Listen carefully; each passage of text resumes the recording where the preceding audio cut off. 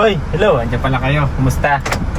Welcome to my daily life as a service technician. So tara, samahan niyo ako.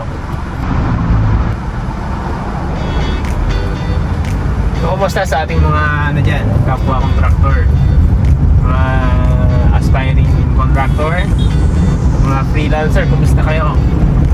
So wala bang customer? Tuloy lang, hanggang may isa kayong customer na titiwala sa inyo, okay, hindi ito. Saka samahan nyo ng dobleng sipag. Kaya kahit wala kayong tao, kahit yung mga tao nyo ay tulog pa, kailangan ikaw kang pumunta o mag-service pag mga biglaan tawag tulad nito. So yung mga tao ko, mga technician is there ngayon, pahinga sila, ako naman mag-service. So pag may magkakataon ako lumalabas na agad, kasi mas sa totoo lang, mas gusto ko ako lumalabas nag-service.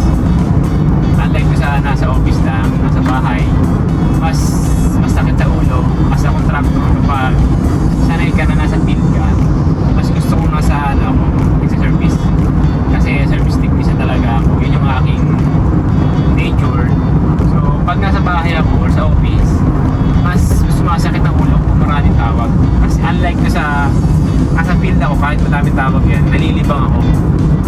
Pag nababawasan yung aking sakit ng ulo pag nasa service ako, kasi nga yun yung ating nature, yun yung contact ko. Sanay ako nasa labas. So kaya sa mga aspiring contractor dyan, make sure na yung inyong papasukin trabaho is alam nyo gawin kahit na wala yung inyong mga empleyado or inyong mga technician. Kasi customer service kasi yung ating para tayong mga police or mga doktor, pag may sira na kailangan ng service natin, kailangan doon tayo. Saka yung after service natin, importante, kasi hindi naman nawawala sa atin ang back job. Walang contractor na perfecto. Lahat nagkakaroon ng back job. Depende na lang sa sitwasyon niya. So, depende na lang din kung paano may address ang inyong back job. Baga, nag-back job ka na nga, pinabayaan mo pa. So, kung back job, kailangan balikan nyo kagad para ma-address yung issue. Lang naman yun, back job is natural. Walang perfectong contractor.